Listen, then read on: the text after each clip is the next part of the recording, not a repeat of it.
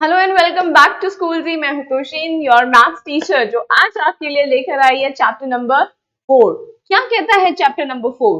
It says linear equation in two variables. अरे इतना बड़ा नाम कैसे करेंगे हम लोग? कौन है डर गया जो इससे? नहीं डरना किसी को भी, ठीक है। तो चलिए आज हम स्टार्ट करते हैं अपना नया chapter, that is linear equation in two variables. तो लेट्स अंडरस्टैंड कि ये क्या कहना चाहते हैं या इसका क्या मतलब है। तो चैप्टर का नेम मैं लिख रही हूं यहाँ पर, लीनियर इक्वेशंस इन टू वेरिएबल्स। आपने इक्वेशंस क्या है पहले भी पढ़ी है? Linear equation in two variables, equations आपने पहले भी पढ़ी है कि नहीं पढ़ी है? क्या होती है इक्वेशंस? चलो छोड़ो, इक्वेशन नहीं पढ़ा, पॉलिनोमियल तो पढ़ा है हमने, अभी तो पढ़ा था। सेकंड चैप्टर हमारा क्या था? पॉलिनोमियल ही था, right. Polynomial was simply an algebraic expression, जो कि क्या एक अलजेब्राइक एक्सप्रेशन था, जो कि क्या था? किसी एक पर्टिकुलर वेरिएबल के अंदर था। और वो भी हमने कैसे पढ़ा था? On two grounds it was classified. कि मैंने क्या किया, उसको दो तरीके से क्लासिफाई किया था। पहला कि नंबर ऑफ टर्म्स पे, अगर एक ही टर्म है तो उसे हम मोनोमियल कहते हैं, दो टर्म है तो बाइनोमियल, तीन है तो ट्राइनोमियल, एंड देन अगर उससे ज्यादा है तो पॉलिनोमियल कह देते हैं। अगर वो कैसे कैटेगराइज हो रहा है? पावर यानी डिग्री से। डिग्री क्या था? ओ, डिग्री था किसी भी एक्सप्रेशन में जो भी वेरिएबल्स यूज हो रहे हैं उस वेरिएबल की हाईएस्ट पावर, ठीक है, उसे ही हम क्या कह देते थे? डिग्री। अगर डिग्री के बेसिस पे क्लासिफाई किया जाए तो पॉलिनोमियल कितने तरीके का था, कितने तरीके से हमने पढ़ा था? सबसे पहला, अगर डिग्री 1 है तो इट वाज लीनियर, 2 है तो क्वाड्रेटिक, 3 है तो क्यूबिक एंड 4 है तो बाय क्वाड्रेटिक, राइट। तो इसी तरीके से हमने क्या है, पॉलिनोमियल्स पढ़े थे। अब यहाँ पर देखें कि मैं पॉलिनोमियल को क्यों डिस्कस कर रही हूँ। मैं इसलिए डिस्कस कर रही हूँ क्योंकि इक्वेशन जो है वो आ जाता है कॉन्सेप्ट पॉलिनोमियल से।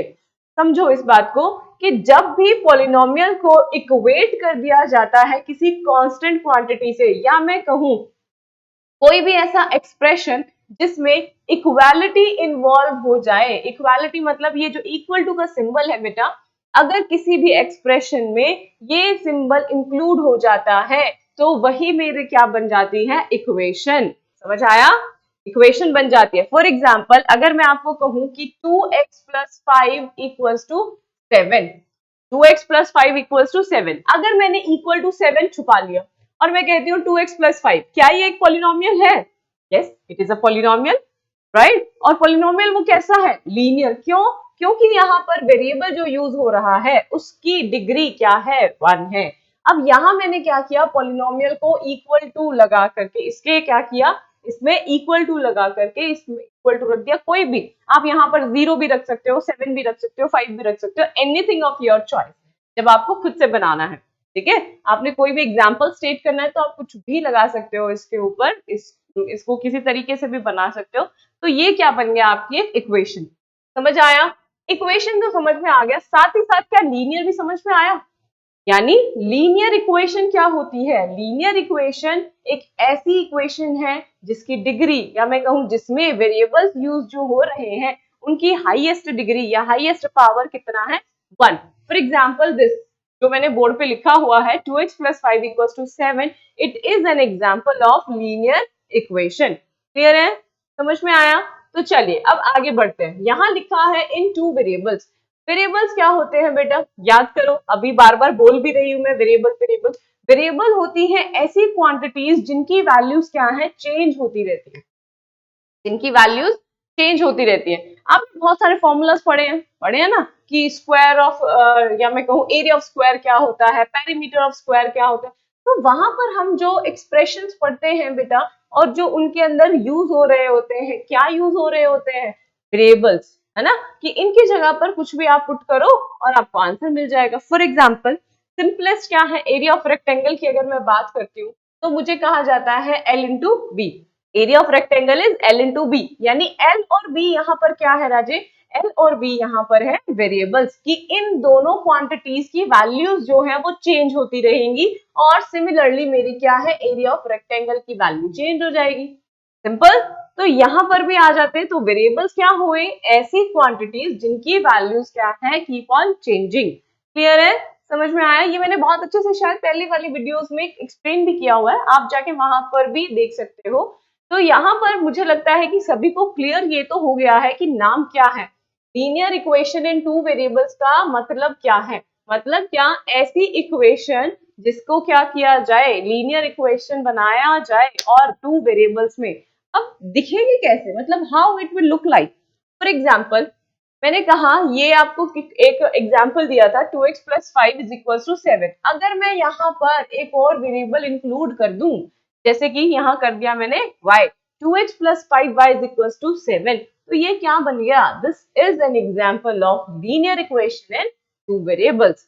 ठीक है, क्यों? क्योंकि यहाँ पर यूज होने वाले वेरिएबल्स की पावर भी क्या है? 1 है, और यूज कितने वेरिएबल हो रहे हैं? 2 हो रहे हैं। इक्वेशन भी है, क्यों? क्योंकि यहाँ पर इक्वालिटी का सिंबल भी यूज हो रहा है। तो yes, it is a linear equation in two variables. समझ में आया इतना? ठीक है, चलिए लेट्स कम बैक। मैंने कहा, मैं सबसे पहले आपको कहा था क्या कि 2x plus 5 is equal to 7। ठीक है, अगर मुझे क्या है इसको ये बताना है कि इसका सॉल्यूशन क्या है, तो हम कैसे बताते थे इसके सॉल्यूशन के बारे में? हम कुछ इस तरीके से करते थे क्या कि 7 माइनस 5 को क्या किया मैंने, वो इक्वालिटी के दूसरी तरफ ले गए। 7 माइनस 5 डिवाइडेड बाय 2। अब ये जो तरीका था बेटा, इसे हम कहते हैं ट्रांसपोजिंग। क्या कहते हैं? ट्रांसपोजिंग। तो समझिए इसको कि ट्रांसपोजिंग होती क्या है। ट्रांसपोजिंग करना होता है क्या कि अपने जो वेरिएबल यूज हो रखा है इस किसी भी इक्वेशन में, उसे क्या कर दो, बिल्कुल ही अकेला कर दो, उसे बिल्कुल सेपरेट कर दो, अकेला कर दो। कैसे कर सकते हो? देखो, 2x plus 5y is equal to 7, ये मैंने एक एग्जांपल लिया। मैंने क्या किया, दोनों तरफ 5 को क्या कर दिया, सब्ट्रैक्ट कर दिया। क्या मिला मुझे? यहाँ पर -5 किया, क्या मिला? ये तो 0 हो गया, राइट। और यहाँ आ गया क्या, 7 माइनस 5 आ गया। अब ये क्या बच गया, 2x is equal to 7 minus 5। अभी सॉल्व नहीं कर रही मैं, ये आपको दिखा रही हूँ कैसे आया। अब फिर क्या किया मैंने कि इसको दोनों तरफ 2 से डिवाइड कर दिया, dividing both the sides by 2।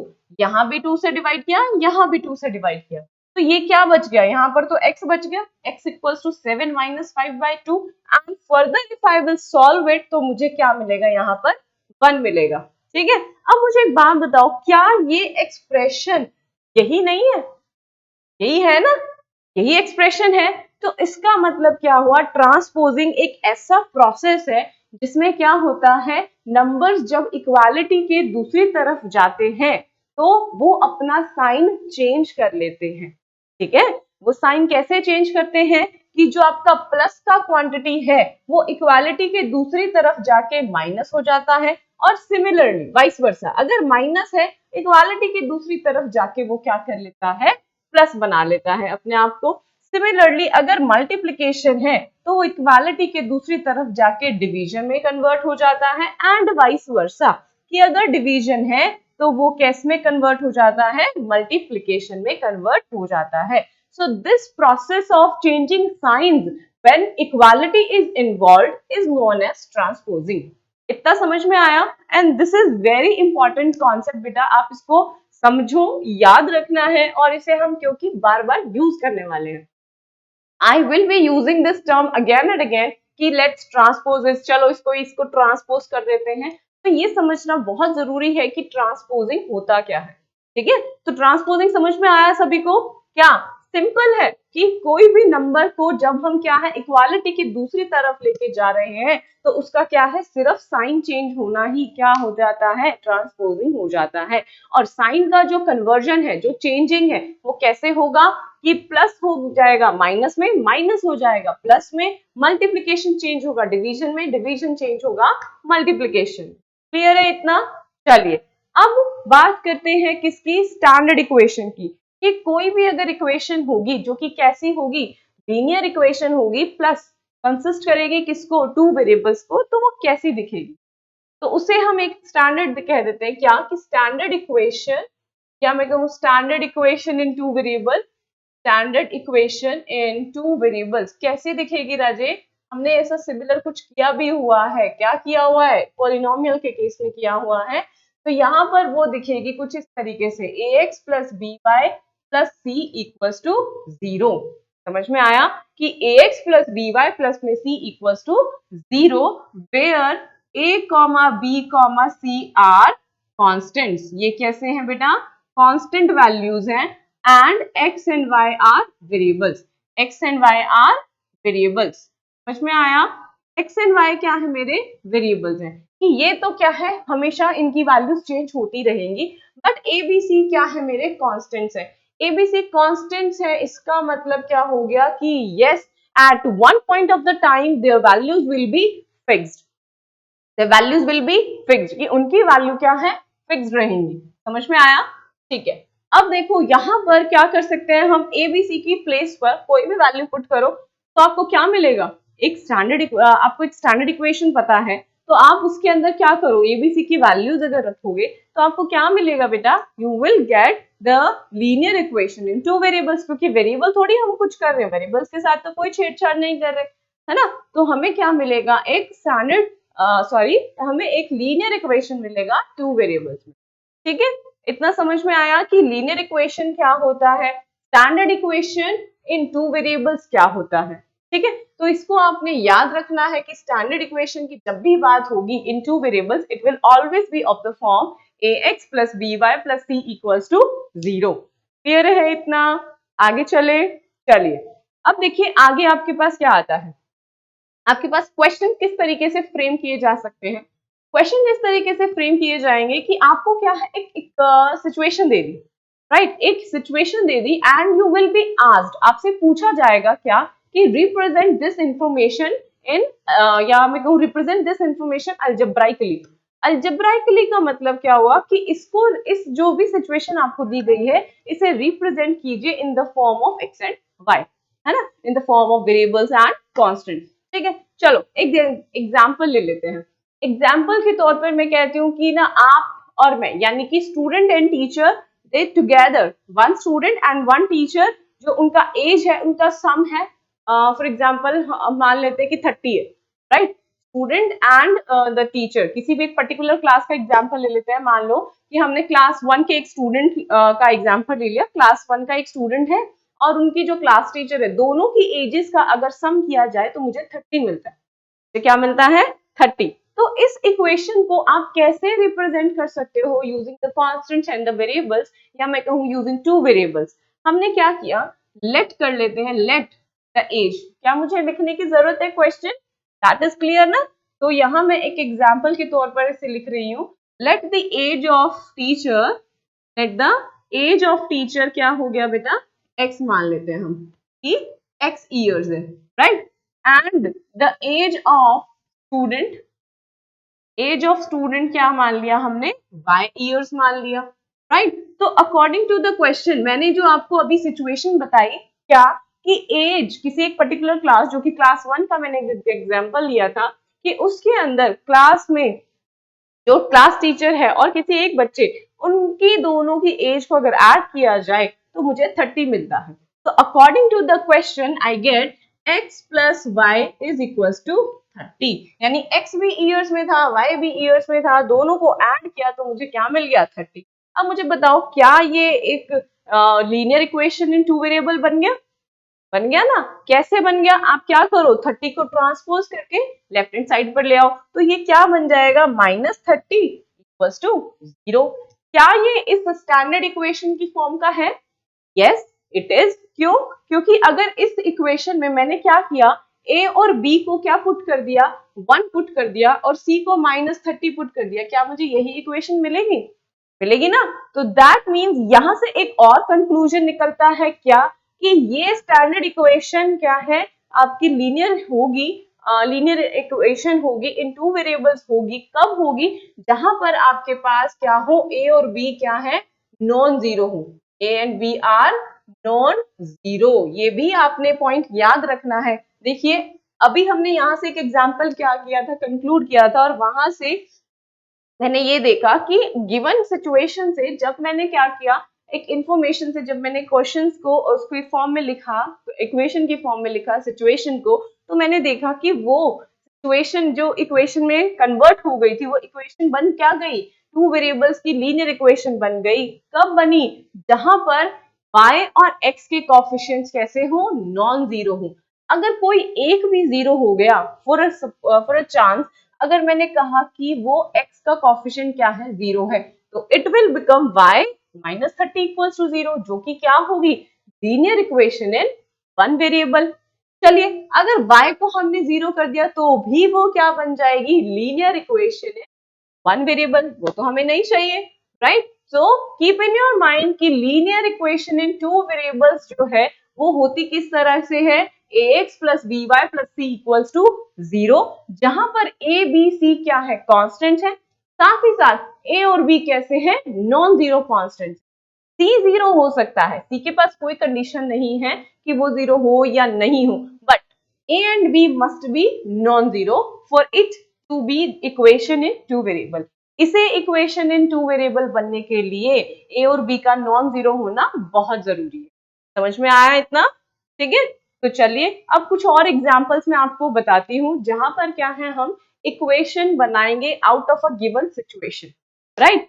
चलिए इक्वेशन आपको मैं एक सिचुएशन देती हूँ। तो सिचुएशन ये है कि एक क्रिकेट मैच हो रहा है, ठीक है। वहां पर श्रीलंकन टीम ने कुछ स्कोर किया और इंडियन टीम ने कुछ स्कोर किया, लेकिन मुझे ये पता है कि दोनों का जो डिफरेंस था वो 176 था। क्या कहा मैंने कि कोई क्रिकेट मैच चल रहा है, क्रिकेट मैच किसका किसका था, India versus Sri Lanka. India versus Sri Lanka, कौन कौन देखता है क्रिकेट, सब देखते हैं, बहुत अच्छी बात। मतलब बॉयज तो देखते ही हैं, गर्ल्स को मुझे लगता है कि किसी किसी को पसंद होगा, है ना। तो चलिए हमारा जो सिचुएशन है बेटा, वो सिचुएशन ये है कि कोई क्रिकेट मैच चल रहा है एंड क्रिकेट मैच जो है वो इंडिया वर्सेस श्रीलंका है। इंडिया वर्सेस श्रीलंका का मैच चल रहा है, बड़ा ही इंटरेस्टिंग मैच है।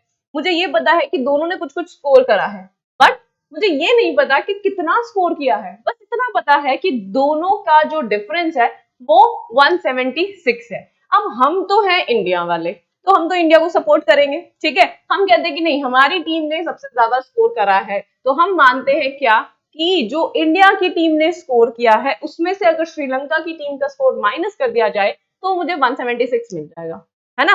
तो अब हमने क्या किया इस सिचुएशन को, क्या कि difference of the scores of India and Sri Lankan cricket team is 176। इस सिचुएशन को अलजेब्राइकली मतलब कांस्टेंट्स एंड वेरिएबल्स की फॉर्म में अगर लिखना है तो कैसे लिखेंगे। क्या किया मैंने, लेट, यहां पर कर रही हूं मैं, लेट द स्कोर्स या लेट द श्रीलंकन टीम या let Indian team, let Indian team scored, Indian team ने कितना स्कोर किया, x रन्स, ठीक है। इंडिया की जो टीम थी उसने स्कोर किया x रन्स, है ना। एंड जो श्रीलंकन टीम थी उसने कितना स्कोर किया, श्रीलंका की जो टीम थी, श्रीलंकन टीम ने स्कोर किया y रन्स, राइट। यहाँ पर आप लिख सकते हो x runs. Not forget to mention the units बेटा, जैसे मैंने पहले वाले क्वेश्चन में भी ईयर्स यहाँ मेंशन किया था, टू मेंशन कि आप क्या अज्यूम कर रहे हैं, यूनिट्स को नहीं भूलना है, ठीक है। तो अकॉर्डिंग टू द क्वेश्चन मैंने क्या कहा कि इन दोनों टीम्स का जो रन का स्कोर का जो डिफरेंस था वो 176 था, और हमने ये भी मान लिया था कि हमारी टीम ने ही स्कोर किया है ज्यादा, हमारी टीम विनर है ना। हम पहले से ही अज्यूम करके चलते कि नहीं हमारी टीम तो बहुत अच्छी है, वो श्रीलंका की टीम को तो हरा देगी ना। चलिए तो अकॉर्डिंग टू द क्वेश्चन क्या था कि x minus y is equal to 176। बताइए क्या ये समझ में आया, आया ना, बहुत ही इजी था ये तो, बहुत ही इजी था, है ना। तो इसको आप क्या समझ सकते हो इससे कि इस तरह की जो सिचुएशंस होंगी वी कैन ड्रॉ देम, या मैं कहूँ we can conclude them in equations, है ना। सिचुएशंस का हम इक्वेशन बना सकते हैं, कैसे राइम करो ना, सिचुएशन इक्वेशन, राइट। तो सिचुएशन का हम क्या कर सकते हैं, इक्वेशन बना सकते हैं, और वो डिपेंड करता है कि किस तरह की हमें सिचुएशन दी गई है, क्या उसमें एक वेरिएबल से काम चल जाएगा, क्या उसमें दोनों वेरिएबल्स चाहिए। तो yes, in this chapter you will be given equations such that two variables क्या है यूज हो रहे होंगे उसमें, ठीक है। समझ में आया। चलो एक और इक्वेशन दे देती हूँ मैं आपको, एक और सिचुएशन की बात करते हैं हम, एक और सिचुएशन की बात करते हैं। मैं कहती हूँ कि मेरे पास ना, मैं मतलब आज मेरे पास खत्म हो गए क्या, इरेजर्स एंड पेंसिल्स खत्म हो गई। तो मैं एक शॉप पे गई और मैंने देखा कि वहां पर कुछ नए टाइप के इरेजर्स आए हुए थे और नई टाइप की कुछ पेंसिल्स आई हुई थी, नई टाइप के मतलब क्या, कुछ अच्छी कलरफुल पेंसिल्स थी, अब मुझे पसंद आ गई। तो मैंने क्या किया, मैंने 5 पेंसिल्स ले ली, राइट। मैंने 5 पेंसिल्स ले ली और मैंने 7 इरेजर्स ले लिए। बट द शॉपकीपर सेड कि मैम आपके तो 200 रुपीज हो गए। मैंने कहा चलो ठीक है, मैंने उसे 200 रुपीज दे दिए। अब क्या हुआ सिचुएशन, मैंने कहा आई बॉट कितने, I bought 5 pencils, I bought 5 pencils, 7 erasers and I totally give them 200 rupees, है ना। मैंने इन दोनों चीजों के लिए कितने रुपीज पे किए शॉपकीपर को, 200। अब इस सिचुएशन को मुझे क्या बनाना है, अलजेब्राइकली रिप्रेजेंट करना है। कैसे करें, अभी तक तो हम मान लेते थे कि भाई इतने रन दिए इतने दिए, अब रुपीज का कैसे करें, यहाँ तो पेंसिल है और यहाँ रुपीज है। तो बेटा मुझे एक बात बताओ, अगर आपको कॉस्ट ऑफ 1 पेंसिल पता है तो कॉस्ट ऑफ 5 पेंसिल भी पता होगा। अगर आपको कॉस्ट ऑफ 1 इरेजर पता है तो कॉस्ट ऑफ 7 इरेजर्स भी पता होगा। अब दोनों की कॉस्ट को अगर ऐड कर दिया जाए तो कॉस्ट तो आती ही रुपीज में है, आती है ना। तो समझ में आया, घंटी बजी दिमाग में। चलो इसको दोबारा से करते हैं, कैसे कि हम क्या लेट करने वाले हैं, यहाँ पर हम लेट करने वाले हैं cost of 1 pencil and cost of 1 eraser. ठीक है, यहाँ पर ही कर दूं। चलो देखो, मैंने कहा cost of 1 pencil, cost of 1 pencil is equal to rupees x. मान लेते हैं, मानने में क्या जाता है ना। तो हमने मान लिया कि cost of 1 pencil is equal to rupees x. तो कॉस्ट ऑफ 5 पेंसिल्स कितना हो गया बेटा, 5 इंटू एक्स। सिंपल है कि अगर 1 पेंसिल की कॉस्ट अगर 5 रुपीज है तो 5 पेंसिल्स की कितनी हो जाएगी, 5 इंटू 5। तो यहाँ पर तो एक्स है, तो हमने कहा कि ये तो बन गया 5x, बन गया। ठीक है, अब क्या बच गया, इरेजर बच गया। इरेजर का लेट कर लेते, क्या एक्स लेट कर सकते हैं, नहीं। अगर एक्स लेट कर लिया तो वो तो हमें ऐसी सिचुएशन देगा, 1 वेरिएबल की सिचुएशन दे देगा, है ना। तो लेट्स अवॉइड दिस एंड हम लोग क्या अज्यूम कर लेते हैं कि इरेजर का जो 1 इरेजर का जो कॉस्ट है वो रुपीज वाई है। ठीक है, 1 इरेजर का जो कॉस्ट है, कॉस्ट ऑफ 1 इरेजर कितना है, रुपीज वाई। अब मैं यहाँ पर आपसे पूछूं कि अगर 1 इरेजर का कॉस्ट वाई रुपीज है तो 7 इरेजर्स का क्या होगा। मैम सो इजी, 7 वाई हो जाएगा। 7 इरेजर्स का कॉस्ट कितना हो जाएगा, 7 वाई। तो अकॉर्डिंग टू द क्वेश्चन, यहाँ पे आपके पास सिचुएशन जो गिवन थी उसमें आप क्या करने वाले हैं, आपने तो कॉस्ट ऐड करनी है ना। टोटल कॉस्ट आपके पास क्या हो गई, 5x plus 7y is equal to 200। बोलो समझ में आया, इजी था, वेरी इजी था, इट वाज वेरी इजी, है ना। तो आप क्या कर सकते हैं, किसी भी सिचुएशन को क्या कर सकते हैं, लीनियर इक्वेशन में कन्वर्ट कर सकते हैं। एंड डिपेंड करता है सिचुएशन पे कि वहां पर 2 वेरिएबल्स यूज हो रहे हैं या नहीं। But yes, in this chapter definitely आपको ऐसी ही सिचुएशन दी जाएंगी जहां पर आप क्या है, 2 वेरिएबल्स का यूज करने वाले हैं। तो समझ में आया, है ना। तो this kind of things now you can do very easily. अब एक तरह के जो क्वेश्चंस हैं वो और फ्रेम किए जा सकते हैं, वो कैसे हैं देखो। आपको क्या किया, आपको दे दिया क्या, आपको ना एक सिचुएशन और दे दी क्या, मैंने कहा कि I have an equation, for example चलो यही ले लेते हैं हम लोग। मैंने कहा कि ये आपके पास एक इक्वेशन है, converted into the form of this, standard form में चेंज करो। कौन सी थी, ax plus by plus equals to 0। Convert this equation in the form of standard, या मैं कहूँ convert this equation in the standard form and find the value of a, b and c।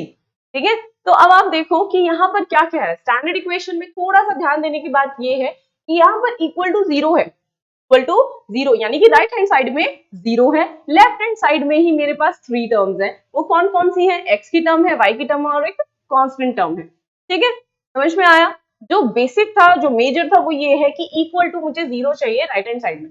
ठीक है, तो वो बना लेते हैं। अब अगर मुझे इसी इक्वेशन को कन्वर्ट करना है स्टैंडर्ड इक्वेशन में तो कैसे करेंगे, क्या करो, ये तो हमें ऑलरेडी क्या है, लेफ्ट हैंड साइड पे दे रखा है।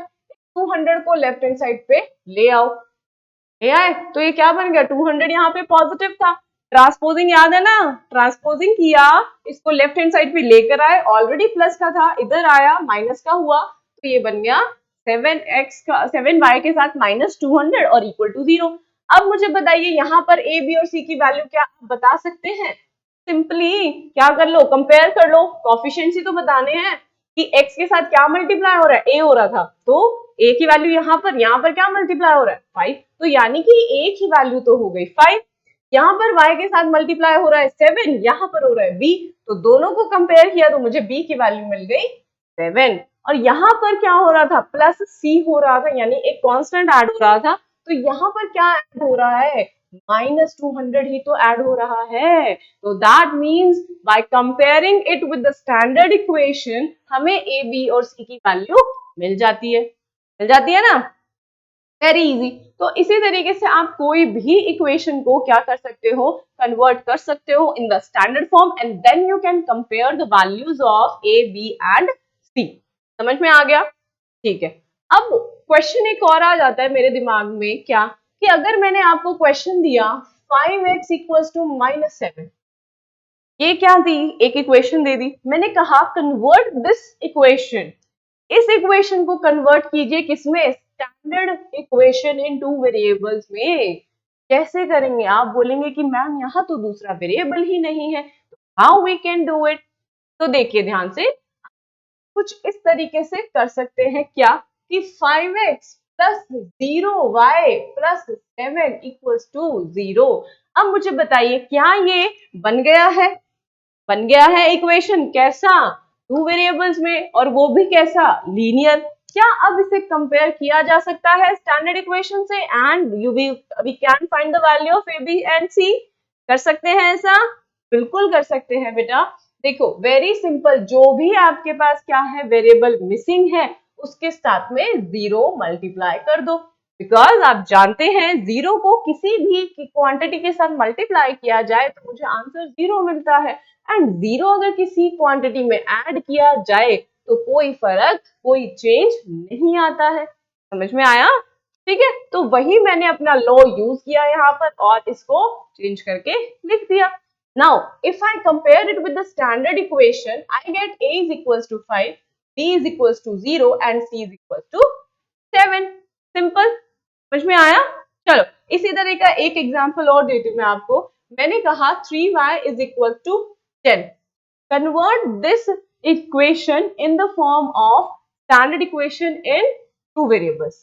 आपने इस इक्वेशन को चेंज करना है किसमें, standard equation in two variables and then write down the values of a, b and c. कर लेते हैं। यहाँ मैंने आपको क्या बताया था, जो वेरिएबल मिसिंग है उसके साथ 0 मल्टीप्लाई कर दो। what was missing here या what is missing here? Here x is missing, तो 0 into x plus 3y minus 10 equals to 0। बन गया स्टैंडर्ड इक्वेशन, बन गया ना। तो यहाँ पर कंपेयर करो, क्या मिला, a की वैल्यू 0, b की वैल्यू 3 एंड c की वैल्यू -10। समझ में आया? क्लियर है? So this was with your introduction कि हमें पता होना चाहिए कि linear equation in two variables क्या होता है और किस तरीके से हम इसे यूज कर सकते हैं। किस तरीके से यूज कर सकते हैं, हमें पता है कि लीनियर इक्वेशन जो है स्टैंडर्ड तरीके से अगर मैं पढ़ूं तो स्टैंडर्ड फॉर्म ये होती है ax plus by plus c equals to 0 and किसी भी सिचुएशन को कन्वर्ट किया जा सकता है linear equation in two variables में, यानी टू वेरिएबल्स की हेल्प से हम किसी भी इक्वेशन को रिप्रेजेंट कर सकते हैं अलजेब्राइकली, है ना। और अगर हमें क्या है, कोई इक्वेशन रिप्रेजेंट करना या लिखने के लिए कह दिया जाए इन द स्टैंडर्ड फॉर्म तो वो भी हम लिख सकते हैं। And then we do can compare also, हम लोग कंपेयर करके एबीसी की वैल्यू भी लिख सकते हैं। इतना समझ में आ गया हमें? बस यही तो था, है? तो आप जुड़े रहिए स्कूल जी से। मैं मिलती हूँ आपको नेक्स्ट वीडियो में with some easy concepts related to this chapter only. Thank you.